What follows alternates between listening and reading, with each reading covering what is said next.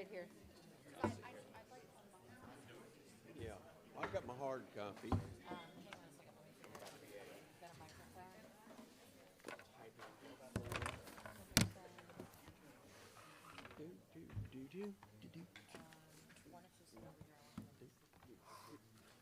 you want to borrow some of my Wi-Fi? I brought my phone, my work phone. Oh, is it not working here? I have one in bar. Where's the bullet? He went to get an adapter so we can. Oh, yeah, I didn't bring my adapters. These apples won't work on half the stuff.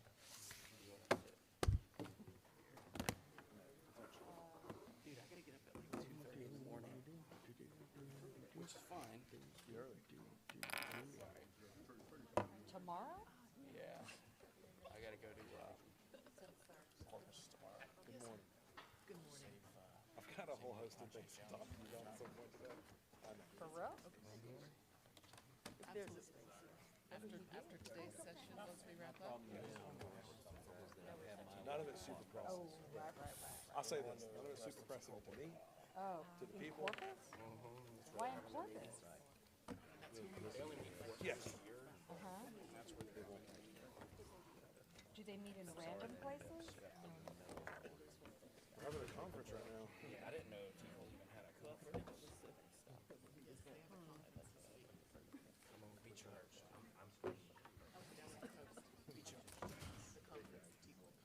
Yeah. I was wondering Got people what down there? was going on with that. Okay. Tomorrow. Oh, here's He a, invited me on an airplane and then uninvited me on the airplane. I was like, whatever. I thought these were. It was interesting. We have Angie He's just like, called. did you hear the news? I'm like, Well, what? rich people do You that. can't go on the airplane. and They have then, their assistant Great news. and then when you finish, were invited. Drop a balloon. Yeah, exactly. Do a Kanye. oh God, please don't. No Kanye.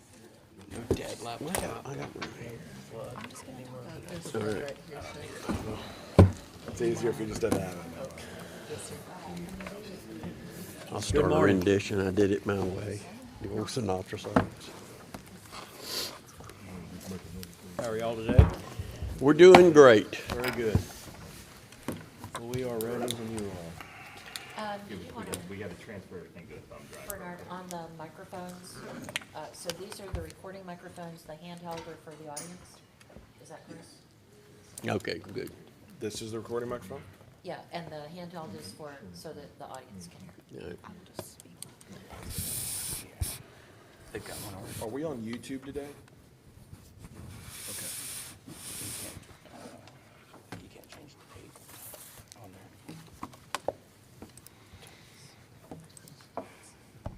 Actually, pass that down to Jessica. Yeah, I'm right here. Will it reach?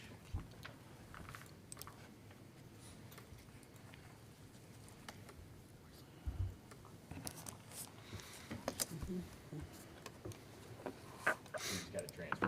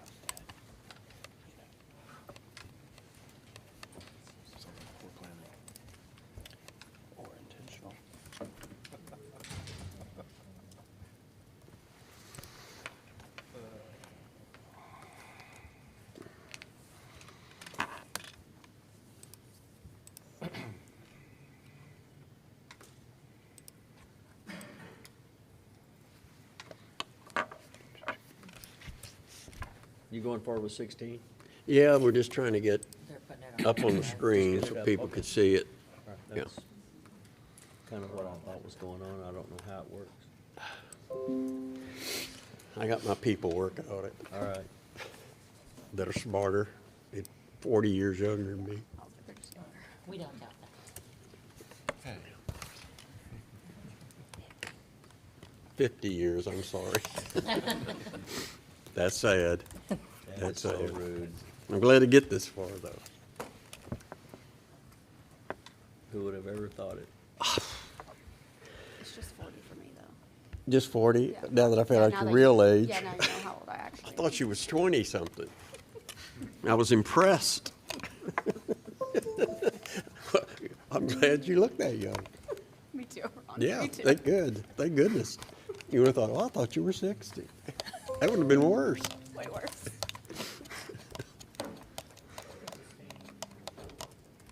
Mm. 16, our 16. That's not the correct date. Are you on the right? Yeah, that's it. No, it's the wrong one. It should say 1025. It should say 1025. I tried to get all of the paper in order yesterday. Just so many things flying around. So I sent you, I put your last 16 and our new one, and we have your last 17 and 18. We put our new one, and I sent you the merged draft last night in Word, and then we cut these three out from that. So you have a complete merged document. And I think everything is up to where we're at. It just, Very good. so many drafts floating around, I was losing track of them. You didn't sign on to keep everybody's records. Well, I'm the only one that doesn't have anything else to do. Everybody else has a real job. And speaking of which, I have another item that I've got to step out and do at 11 o'clock. It'll be brief. Well, I think once we'll we- be through with 16. We can probably take a break then. That'd be fine. If not, I'll just step out and come back. No, that'd be fine. That'd be fine. There aren't substantial changes in our 17, 18. 16, we did do a Yes. pretty good overhaul. We've And done a plus quick y'all had preview. given us a lot last time, so.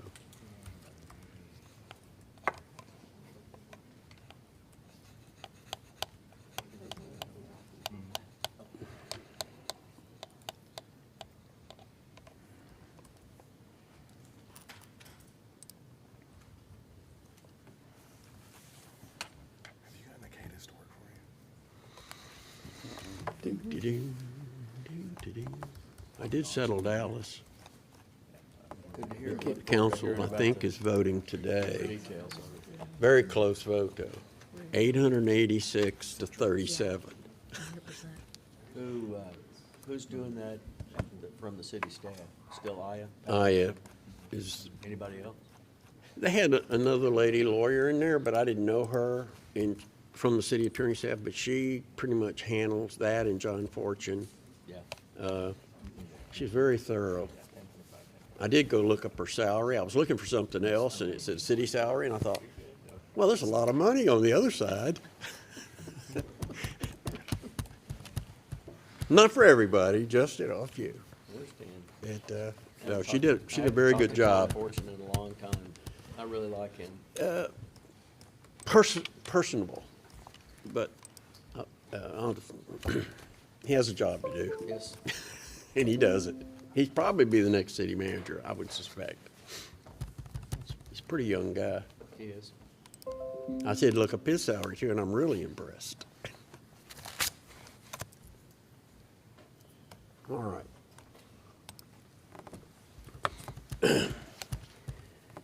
My ready assistant, Jessica, who goes by Jennifer. No, can you pick this up? Go ahead and Yeah. speak. Can everybody hear me if I don't use a microphone? Okay. No, don't move it. Yeah. Okay. I'll All get right. Bernard Do you- after me. Do you want me to start with this, or do you want to have some comments first? Go ahead, go ahead and lay out ours, and then I'll comment on some, and then I want to comment on the city, what they've proposed and the ordinance. I'll do that. If you just want to explain what ours says and if we made any changes and what our intent is. All right, so kind of what we did was we took a number of the concepts that you guys proposed last week and tried to include them in the framework of the Article 16 that we had originally proposed.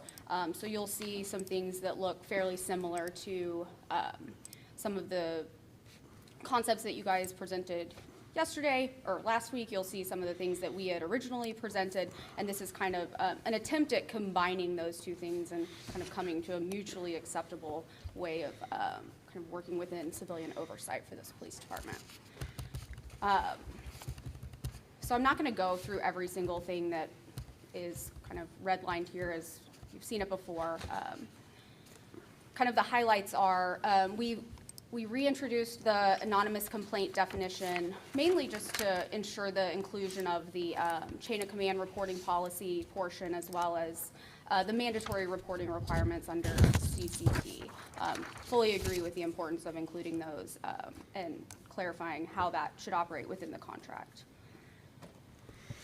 Continuing through the definitions, we maintained our definition of anonymous complainant. And again, if everybody remembers, this is kind of a concept where the complainant remains anonymous to the officer and to the witnesses and potentially to the investigator, but in the event that an investigator does need additional information, clarifying information, the IAD investigator can have access to that complainant. And we continue to think this is super important for our ability to thoroughly investigate complaints against alleged police misconduct. Do you have anything that you want to add to that? No, it's all in light of, we understand that some people would like to have their identities protected, and we want to honor that. But we also believe that it's very important for a thorough investigation to be conducted, and sometimes there's just more information that's needed from the complainant. So that's really the perspective that we're coming from. All right. We have just in number 6 under critical incident, there was just a typo. It should be improvised weapons instead of improved weapons. I think I fixed it. Yeah, I was just Okay, I'm pointing it sorry. out Yeah, as, yeah, okay, good. as not a substantive change, just a clarification change. And that comes from policy. Yeah. We've left in our definitions of internal complaint and external complaint. Again, that's the same as our previous proposal. And now we get to section 3, which this starts to look a little bit more like what y'all proposed last week. Same language, permitted to use and employ an Office of Police Oversight pursuant to existing legal authority and subject to the limitations of that authority in this agreement. The kind of minor change that we've made to subsection B, item 2, is going to be publicly released at OPO's discretion and pursuant to state law, recommendations made by the director of the OPO to the chief of police, and then the ABCD remains substantially the same. We've added a few additional items to. Could I ask a question Yeah. while you're there? When you say pursuant to state law, do you mean the G open file. records laws or the G file? G file. Okay. And I can clarify that in the language. Okay, so subsection C,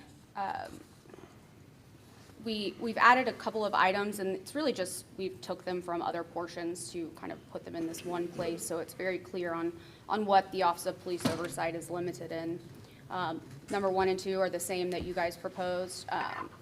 Number 3, we've added shall not gather evidence or interview witnesses. 4, shall have no investigative authority, to include conducting independent investigations of police misconduct. And then finally, there shall be no administrative requirement, including but not limited to an order from the city manager or the department that an officer appear or present evidence to the director of the OPO. Next section is going to be on training. We understand that our original proposal for training was maybe a tad cumbersome and more kind of best left to management in that office, but we do still feel strongly about participation in write-outs on a semi-regular basis, as well as doing some simulated scenario-based training at the training academy. And then we've just added language that ensures that that gets scheduled timely. And this is the OPO staff. There's a separate section on the civilians. Correct. Okay. Our language regarding access to confidential information has not changed since our original proposal. Under complaint intake, I struck subsection 1 because it's addressed up in the kind of new section 3 beginning portion. We've left in our complaint intake kind of information that the OPO would ideally be gathering during that initial complaint intake process. May I ask you to pause just a minute?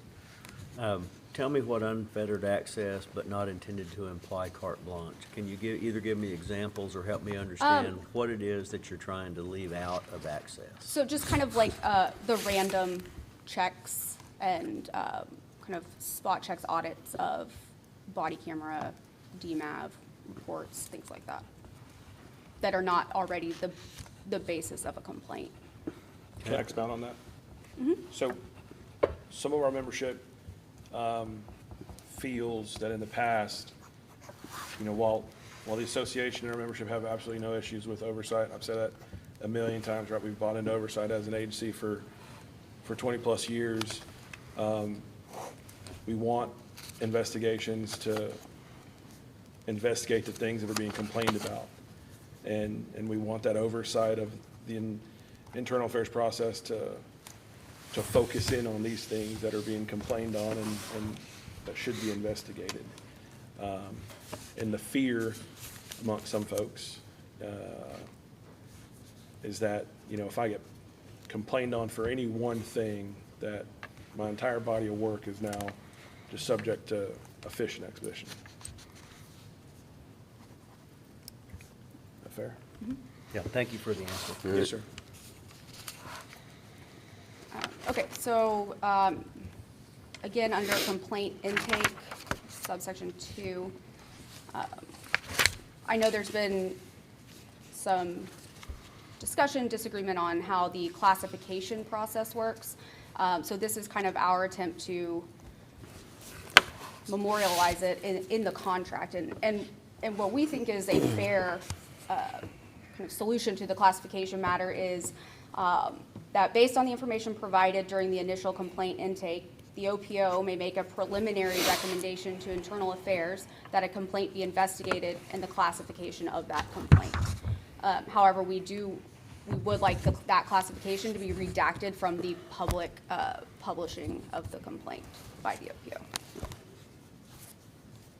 What would be redacted as part of the, So previously, before the arbitration, when you would see the complaint published on the OPO website, you would say the OPO recommends classification A of this complaint. So just that part would be left off of the public portion on the website. so the actual recommendation would be redacted? What's the logic behind that? Because the investigation hasn't been conducted yet, and Internal Affairs has not had their say into whether that's an appropriate classification. And I know that there's oftentimes have been disagreements on the classification Okay. of complaints.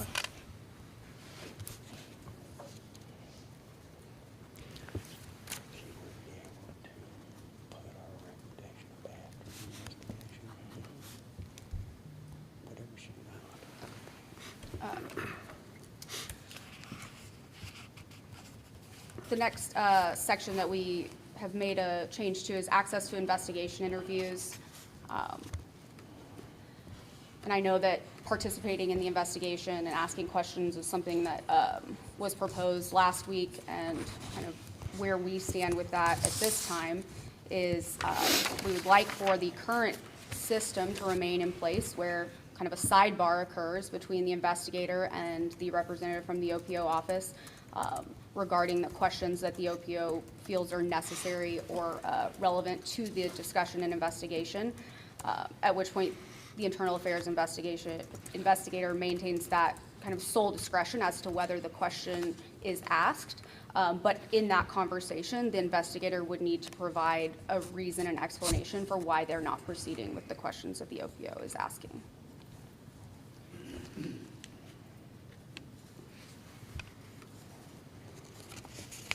And then the dismissal review hearing section,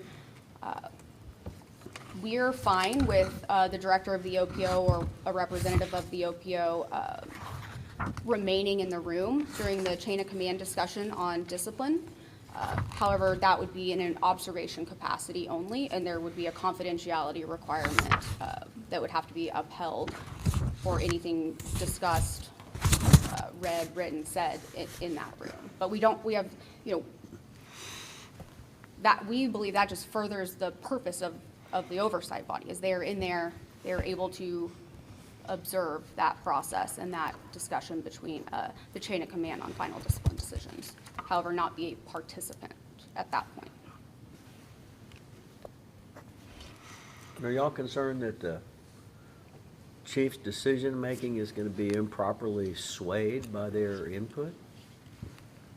We just think it expands the scope of what oversight is intended, the role that oversight is intended to play. They are there to observe the process, not be a decision maker in the room. Okay. We think the quarterly meetings, annual meetings, we think those are all important measures to kind of move the collaborative nature of this process in a positive direction, so we don't have any issues with that.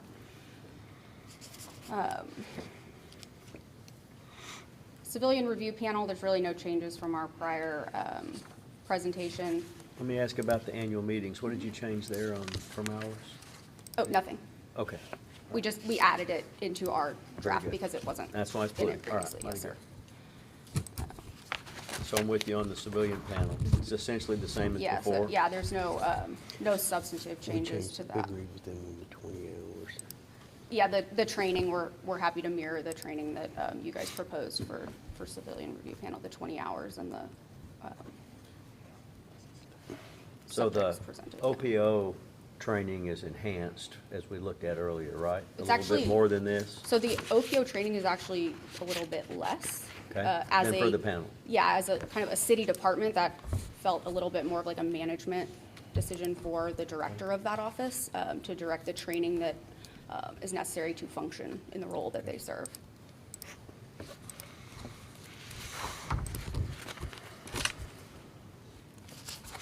Let's see. So this is, Anything else that we should, just the last thing that we wanted to emphasize and that we kept, that I believe you guys struck, was the mediation. I know it's technically addressed in another article. This is just a really important concept to us as a team. I think it's a really good mechanism for resolving minor complaints, and want to make sure that it's addressed appropriately in both this section as well as page 18. It's the very last one.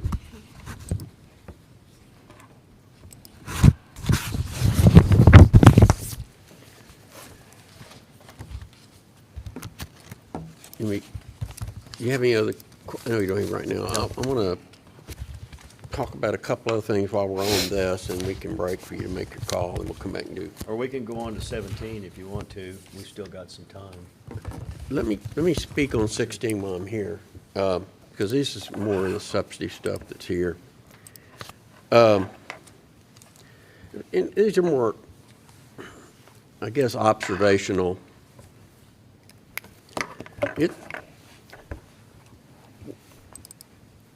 We're not, well, we're certainly, of course, willing to discuss it. We are not motivated to have an ordinance that takes things out of the contract and puts it in a vehicle that can be changed at any meeting of the city council. There's no permanency there. Now, you can pass all the ordinances you want. I have no control over that. I'm just saying from our end. So we want clear the scope of, it was really two parts, the monitor or oversight monitor and, well, that's the old term, and the panel. So our interest is not lay there, but there's a couple of things I think that we probably ought to have in a more general discussion is our concerns, as we see, as an expansion of the Office of the Police Oversight and what that role and authority should be. We think that what we've given to you improves what we have. We've not seen any reasons that it needs to be expanded greater than what the title implies. There's also an ordinance that sets up that office. And so what we see here in the city's proposal and in the proposed ordinance you gave us was changing that dynamic to a different form. It's not oversight, which would be normally called Inspector General, where somebody would have the right to investigate and prosecute cases with or without the department. And we're not inclined to go there. We think that's a different model. It's not what's been in our practice for 25 years. If somebody wants to go in that direction, of course, you just need to make it clear. But that's not where we're going. We're targeting all of our stuff on how do we have a transparent system.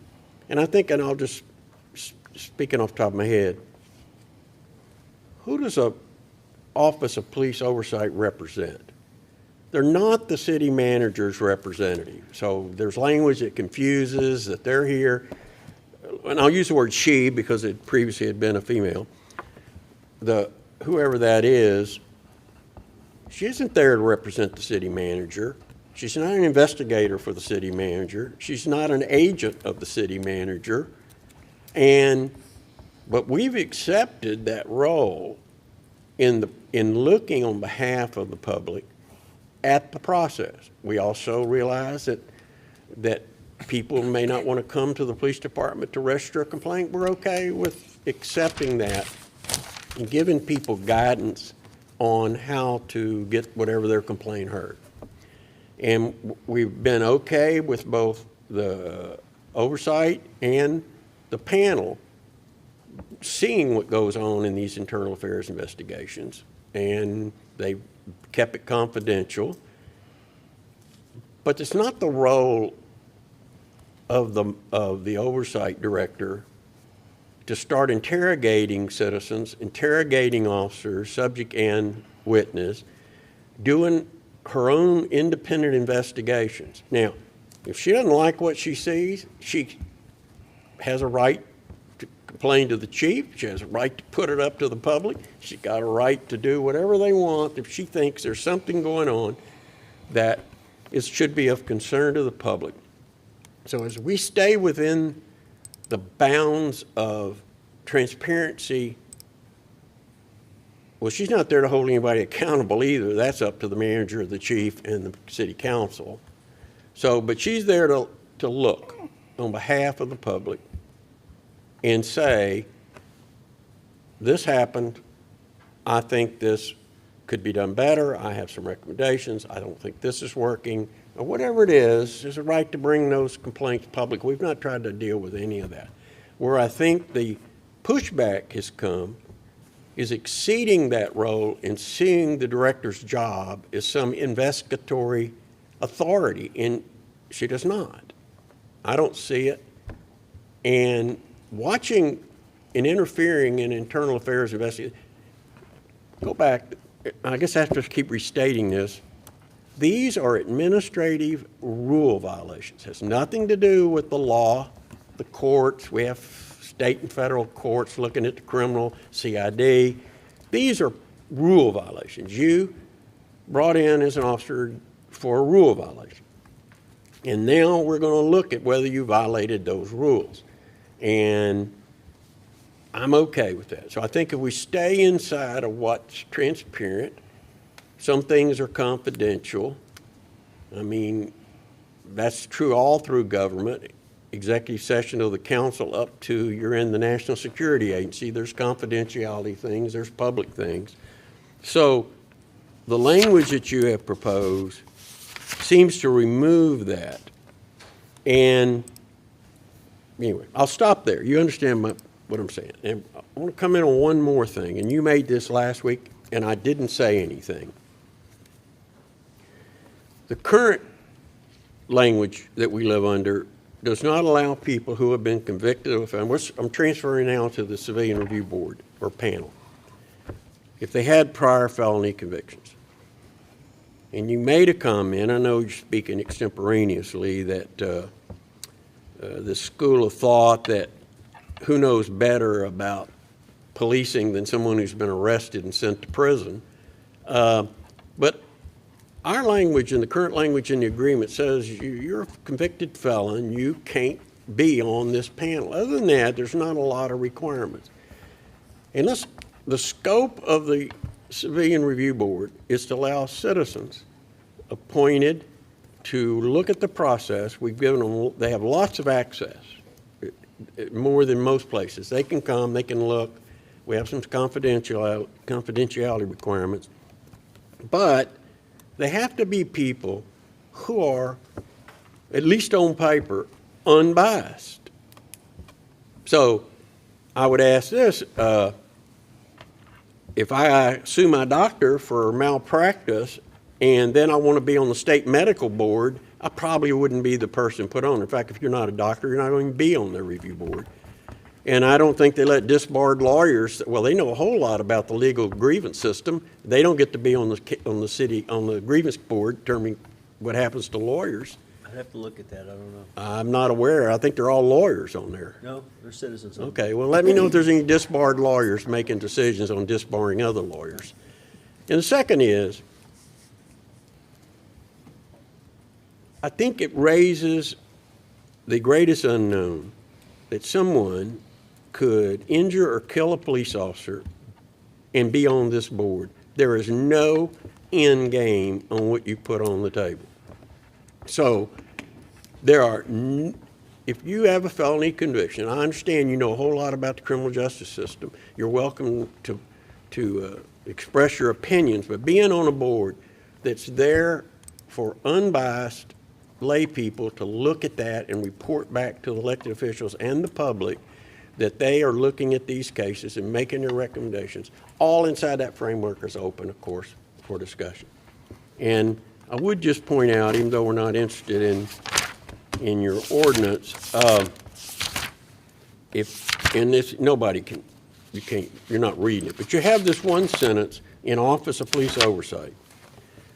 As determined by the director, participate in any administrative investigation as an investigator of alleged officer misconduct with the right to fully participate in witness and officer interviews. That's a non-starter for us. If you want to change the model, then that's up to the public, but that's not the model we have. And we don't, that's way past what the position or purpose of the Office of Police Oversight. And that, the rest of it, well, we're not interested. It copies. In itself, it's not offensive. That sentence changes the whole dynamic that we have about oversight, first by the public and by an independent office. So, do you want to break and you can respond and then we can go on to the rest of it? Yeah, we do. I think All it's, right. I think it's appropriate at this point. And Yes. I appreciate those comments All right.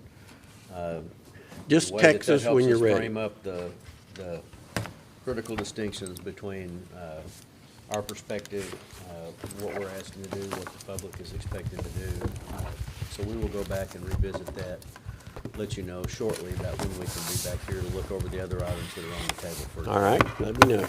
Thank you. Any housekeeping? All right, we're good. Yep.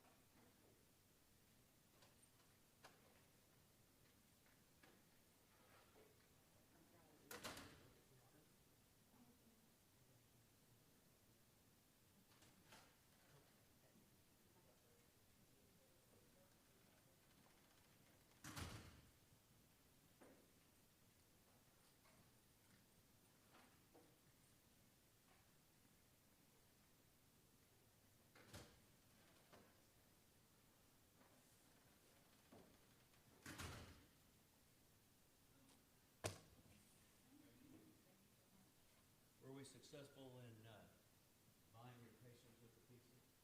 I apologize for our.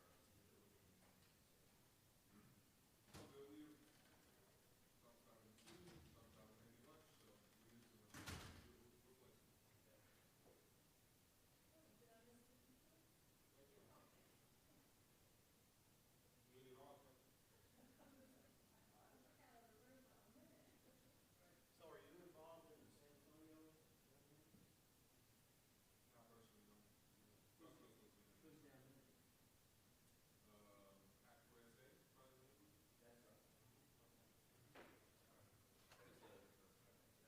Somebody asked me about Justice Coalition.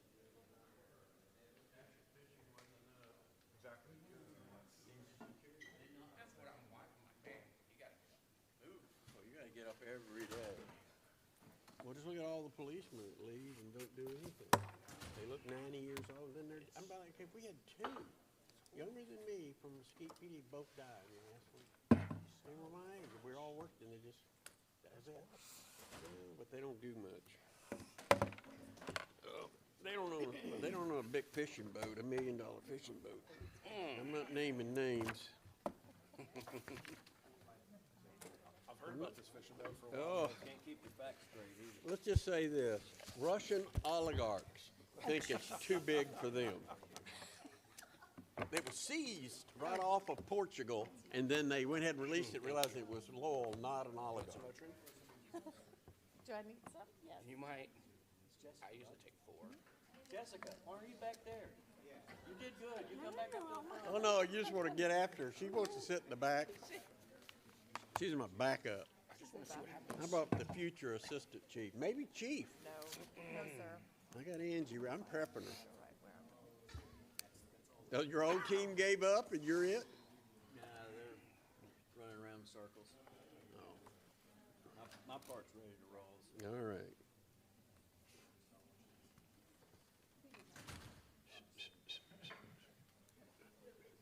We don't need to put 17, 18 up on the screens, do we? I mean, the same. Just for public consumption, probably. Then we need it on the thumb drive. I No, thought he's got it He's got it all, Oh, I he has think. it. Okay, good. But we don't need to do. We'll see if they want to, because we hadn't, it's substantially what we had before. In fact, I don't think there's any changes in it. They're gonna do that.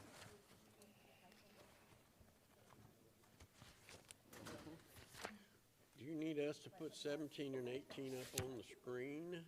Probably not. It's exactly, I don't think pretty it's- much, There's not that much. no, it's, we didn't really change anything. We'll answer any questions about it.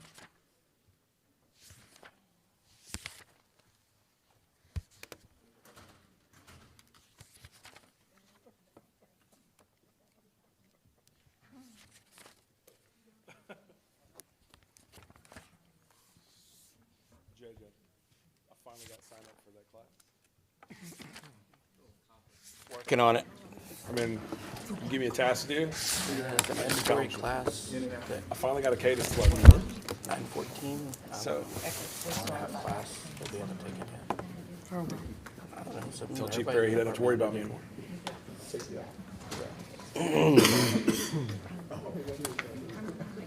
Oh, you know, can I talk to you in the hall for a minute? Now, when I miss it, We were focused on making sure everyone else took it first. Okay, you guys were leaders in class. So that's what we're doing. pushing the group from the back.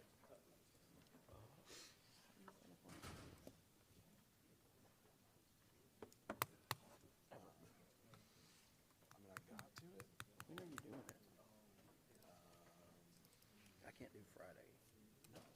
I'm doing The Tuesday next Tuesday. I'm doing the last. on the 15th. We got a board meeting that day. It's from 9.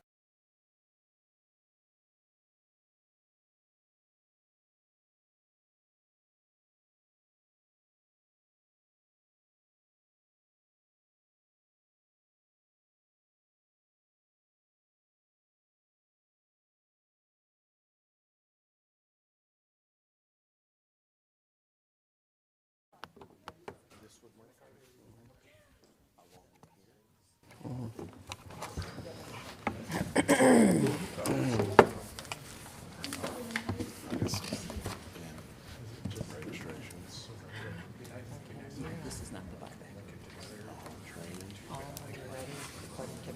so you don't need to. All right, All right, we're back this afternoon, and I believe y'all are gonna lay out a couple other articles for us, and then I have some feedback for your Article 16. okay, I'm gonna, You need a microphone for him. Can y'all hear him? I'll speak up a little bit.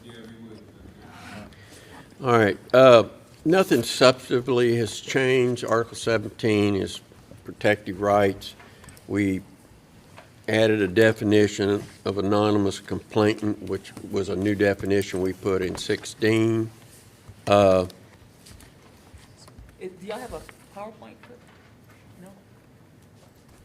No, I was just saying for the audience. Yeah, we have it. We can put it up for you. Okay, Yeah, sorry.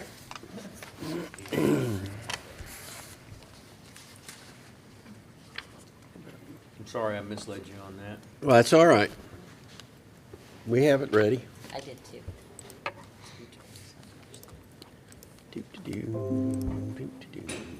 Thank you.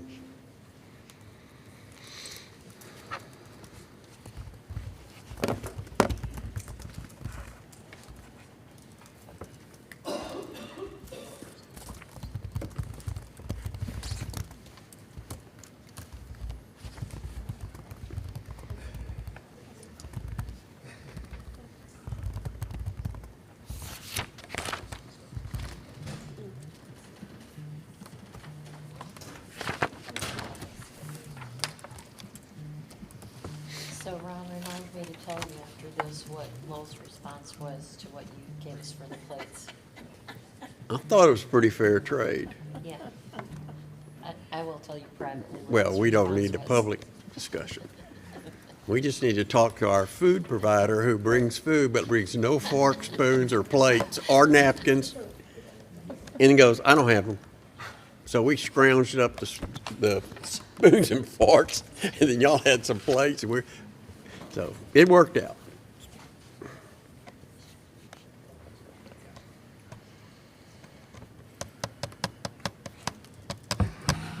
We had nice hamburger steak.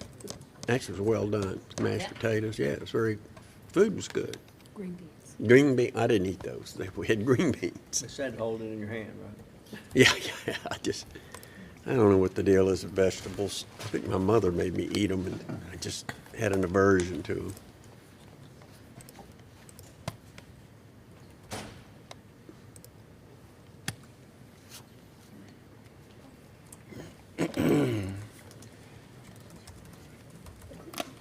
Just tell the password from there, Matthew.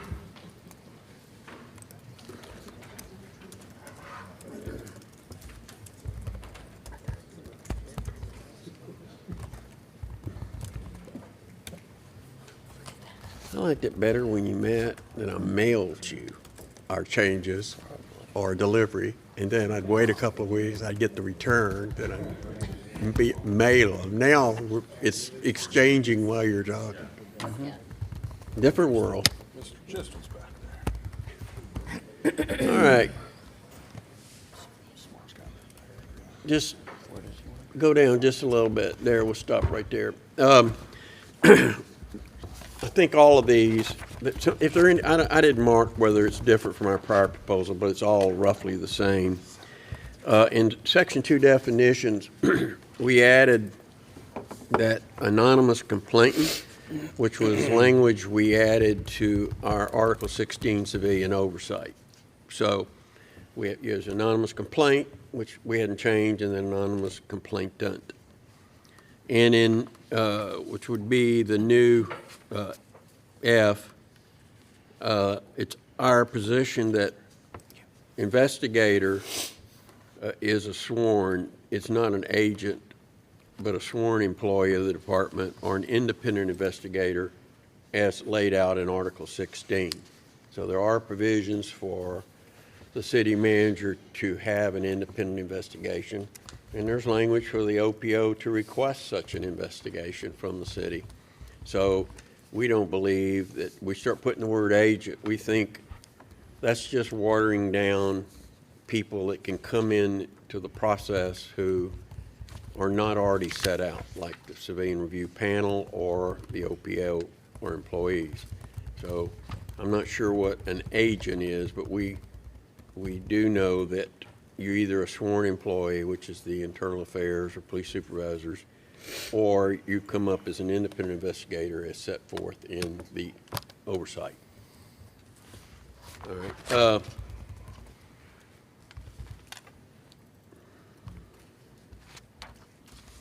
If you'll go to, there you go. Is that G? Yeah.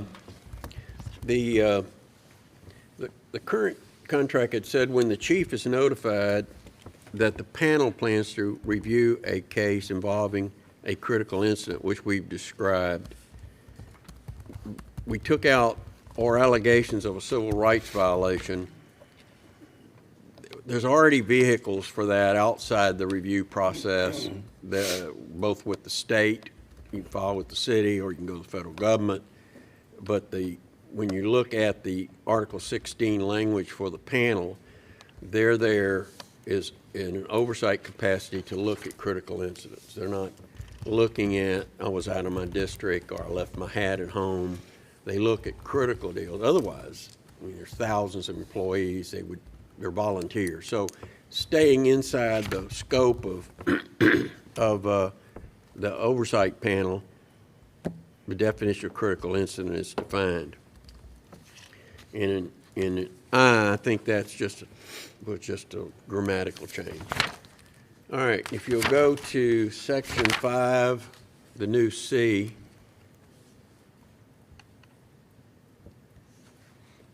that's just some notice language on the disciplinary review hearing that we've been here in protected rights, but the association has a duty to provide counsel, not legal counsel, but representation from the union.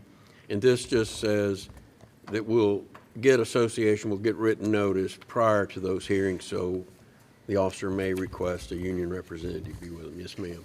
Is there any situation where an officer would not want the association notified? May not be a member. Now, we have a duty to them, inside the contract, member, no member. But there is, I'm not aware, are you, or Thomas? Yeah, so I'm sure that there's somebody out there, right, that we have it, where people go to internal affairs even and just flat out refuse to take counsel with them, either legal or representation. And so we obviously, in those situations, we're not butting into things where we're not wanted, right? I've had more than one conversation with people like, hey, you're an adult, like these, I can give you my advice, but you're gonna do what you're gonna do, and we work for you.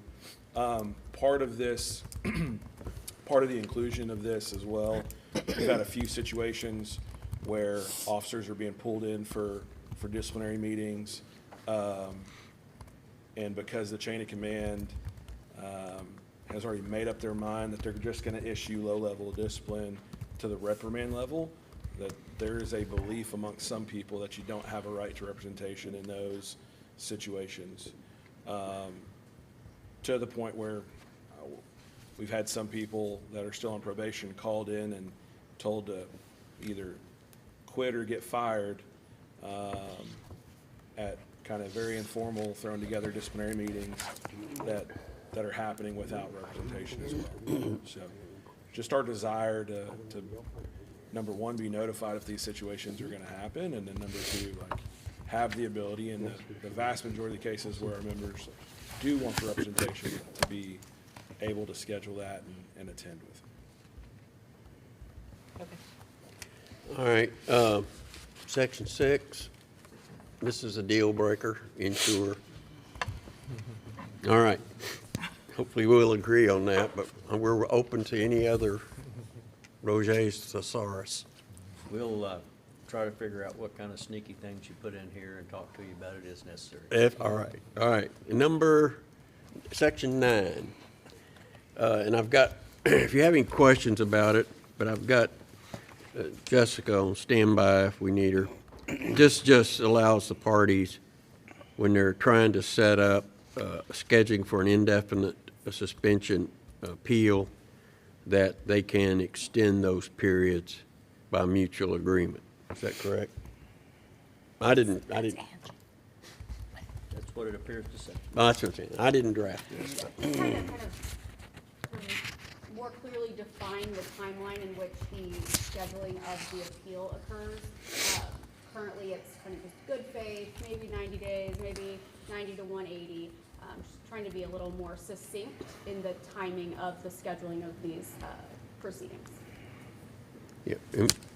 But yeah, whether you have 90 to 180 days, you have 180 days and to do it. And instead of make a good faith effort, these are definitive lines, and so we struck that. Just you will do it within that or have agreement to extend.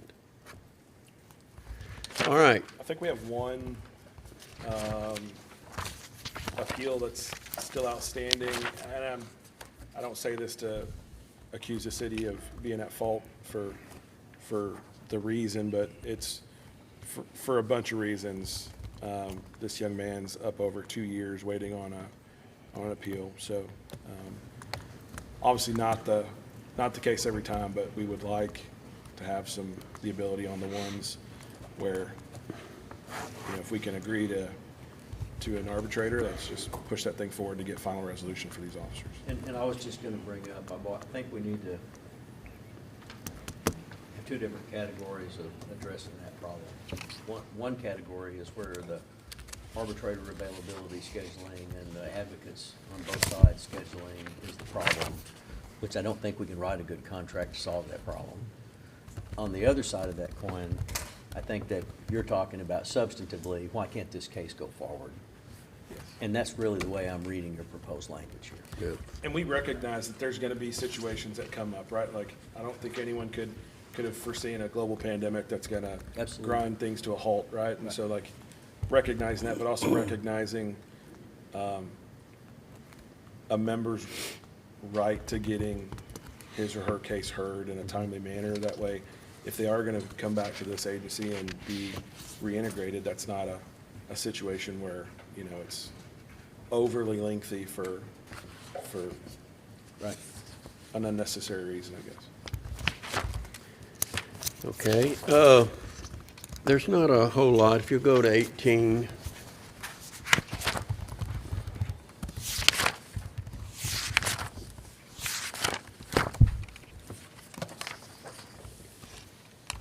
All right. They're just the pronoun stuff, which we all have agreed on, and some calendar days, which we're working through. Go to section. All of that's just clean up through section 8. 8. Yeah, and even that's part of it. Now, we realize you have a different proposal on 8 than we do, but I'm just laying out ours. It's the current language. Currently, just for public consumption, probably the most misunderstood language in this contract and in 143 of the Government Code is, what is the purpose of this? There seems to be a lot of people using the terms and implying that are people getting out of facing justice here in the administrative hearing, and none of that we found to be true.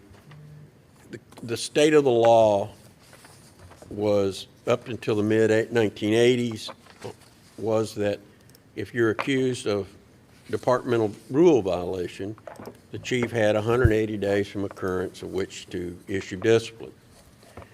Now, even if they miss that deadline, they can still issue a written reprimand. And then in the mid-80s, myself and some others worked with the Texas Municipal League and the police chiefs, and we changed the law to set out 180 days from discovery for more serious issues. So if it's related to criminal activity, then you can't hide behind the log and wait for the time to run out. Under this scenario, 10 years from now, they could find out, somebody come in and say, this officer stole my money or hit me. The department then has a right to 180 days from the date of discovery. So we understand what people think it says, but we've not in anywhere I've already found any cases, because those cases which would arise to being terminated are almost all based on some serious violations that almost always come with, it doesn't have to be charged with a crime, just criminally related. So we understand that. So on your issue, you know, we're here to negotiate, but we think that the statute has worked as it's set out, regardless of the political use of the terms. So we haven't changed our position. We understand your position. All right, yeah, I think we've discussed that enough, and you know where we are. Yes. So we'll continue to see if we can All right. resolve that issue. I think, let's see. The rest of it's That's cleanup, it. isn't it? It is, go to section 17, no, 16A. You want to comment on that? Or Angie, you want to comment on that? That's mediation. Yeah, Yeah. okay. It's a reiteration of the same concept as in 16. Yeah, and we made a match because we had different language over in mediation, and we just made a match. So other than that, that's it. On mediation, I can't remember who I gave the information to, but we had the internal affairs admin pull mediation numbers, I don't know, some weeks back, and, you know, it hasn't been used in a long, long time. We think that there's probably a number of cases where it would be appropriate, and we would just like to see, you know, if it works, it works. If we like recognize it's not going to be appropriate in every case, and recognize that not every time, you know, or the officer and the civilian that's complaining, or I guess the person that's complaining doesn't have to be a civilian, going to agree to mediation. But we would definitely like to see that, like, in the course of investigation, if it becomes apparent that it might be appropriate, there's no reason we couldn't do it. All right, we appreciate the All right. feedback. What I want to do next is to give you, as simple as I can make it, our feedback on your proposal for Article 16, so we can make a critical decision about where we go from here today. The director of the Office of Police Oversight is absolutely an agent of the city manager. That is a function that is a part of the charter. We believe it is well established in Texas law. We understand and respect that you and your lawyers may have a different perspective on that. We think it's there for a reason. We think Chapter 143, as we have alluded to, supports that logic going all the way back to its inception, that in governments that have a city manager context, the big boss is the city manager. The police chief works for the city manager. And Chapter 143 is consistent with that because it has always allowed and authorized investigations to be done by people outside of the police department. That investigative authority, not limited to IA, not limited to the police department, is essential to what the public is insisting on in this community, and it's clearly essential to what the city council has directed the manager to accomplish in the bargaining session. We have added some formal steps in here, and we have tried, as I laid out in our last session, to include in this contract the things that the law requires for us to include in order to preempt provisions of Chapter 143, starting with and primarily centered around the access to the G file for civilians and in context of public disclosure.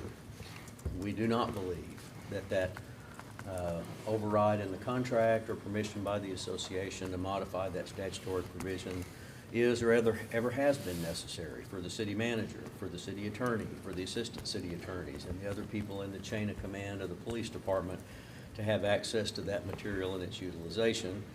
Obviously, those would be subject to the confidentiality limitations being used for department use only, and we think that that is fairly clear. You've indicated several times in looking at our proposal and making your counter proposal that there are some non-starters there. And so we want to get past those if we can, or decide what to do if we can't. The Office of Police Oversight must have the right and the authority to investigate, to ask questions, to add witnesses. We have agreed that officers can only be compelled to participate and to testify and to provide statements under the direct authority of the chief. We believe that that is enough to protect the rights of your members and to give them confidence in this process. A member of your association is not going to be injured in any way by OPO asking questions of civilian witnesses or asking questions of officers in the context of an internal affairs investigation or in the context of the exercise of the authority of the police chief.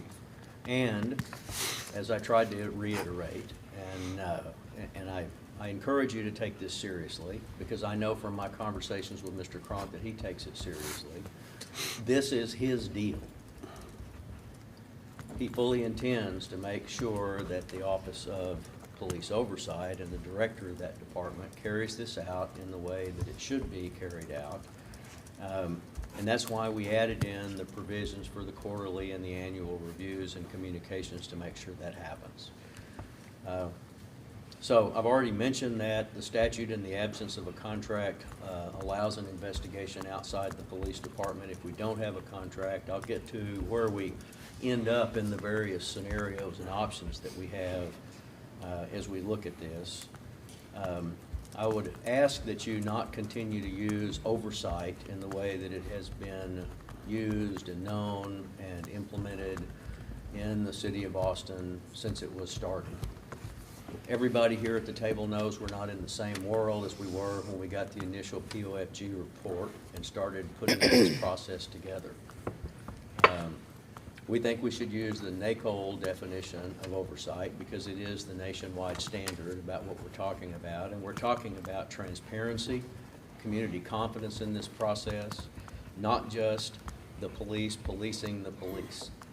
The community doesn't trust that. A substantial and important part of people that are this community don't trust the police to police the police. That's what we're trying to address. It is not a threat to the members of your association in the face of the due process guarantees that we have given and that we are willing to expand.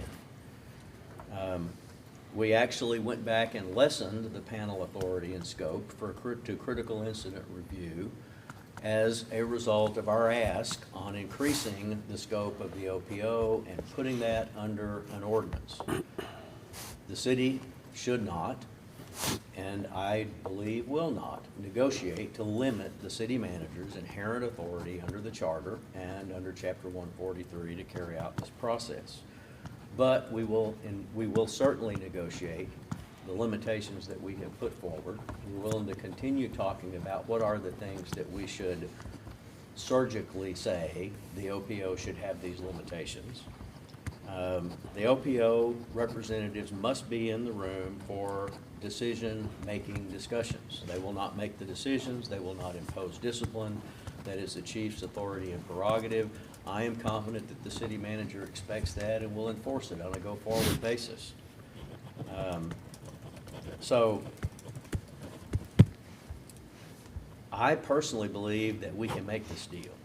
What I want to tell you is I think that your members should and need to make this deal, that we need to make a contract and that we need to make one soon. We need to make one as soon as possible. You need to see if you have the member support to approve this type of structure. And the reasons I believe are, it is not good to go past a contract. It is not good for the pocketbooks of your members. But I would ask you to engage with your members about whether or not the place they want to be is no contract with a petition on the ballot in May of next year. That whatever the outcome is, it is not stability. It's not going forward with a relationship that has trust and confidence involved in it. And I believe all of those are still possible under the proposal that we have on the table, limited or changed or modified by the things that you are bringing up today. We have to do the city manager's piece of this puzzle by the exercise of the government's authority. We are willing to do the contract side of this. We have demonstrated to the extent that, number one, it's required by law in order to get there and to meet our mutual objective, which has been a part of this all along. And secondarily, the kinds of assurances that are necessary for you to have member support. The other alternative, of course, is litigating the city manager's authority at the courthouse. And once again, that's a year or two or three of inconsistency and lack of stability. And I don't think it serves anybody well. The city manager clearly wants to be able to hire police officers, to train them, to put them on the street, and to carry out the policies of this department and to serve this public and to protect them. It is more and more and more important every day. Wasting another year or two fighting about these things in one context or another is not good. He is committed to doing that. He's committed to retaining the people in this department whose expertise and knowledge and so forth are essential.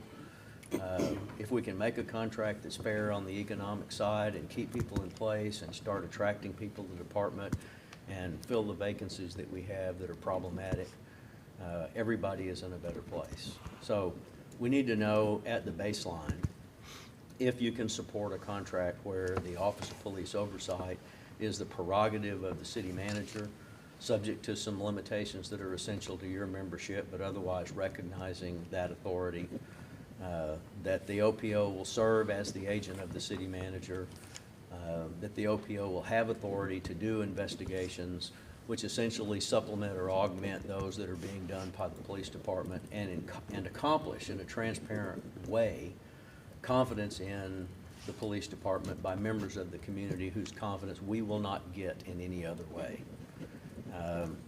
And putting the protections in the contract that we need in order to take care of the legitimate interests that we have recognized and protected, I think, in every contract that we have done in the past. So we are hopeful that we can get there. I am confident that we can make an agreement that's in the best interests of your membership and the community at large, one that you can pass in front of your members, and one that we can pass at the city council. So if there's questions or issues about that, we will be tickled to hear them back from you. We'll probably have to caucus or talk about them before we specifically reply. There may be some items that I can just address now. And then we can talk about what we do with the rest of our day. And I will turn the table over to you. All right, let me just have my team step out for just a second. Certainly.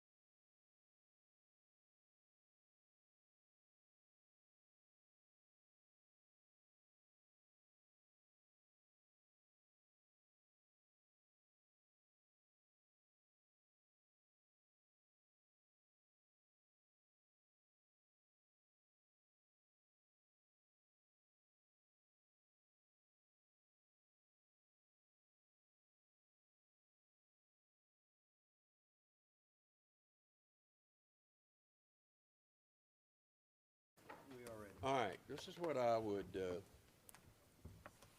ask. I would ask that we adjourn for today and reconvene tomorrow at 1 o'clock. I don't care, you can post as you need. That'll give us a chance to work this afternoon and bring people to look and come back in the morning, and our team to reconvene. And we'll have an answer for you. Is that all right? Can't argue with that. All right. If you Well- need analysis and decision and thinking time, we certainly respect that. All right, well, we're here to bargain. I would mention one other thing, and not in the sense of arguing back and forth, but one thing I had intended to mention and failed to put in my notes, is I think that as we all look at this, looking at the statutory provision in 143, 312, is something that everybody that's making choices here should at least be familiar with and understand that that's part of the piece of the puzzle that we're talking about. All right? Thank you all very much. All right. Thank you. And thanks, Mr. Parks. We can't do it without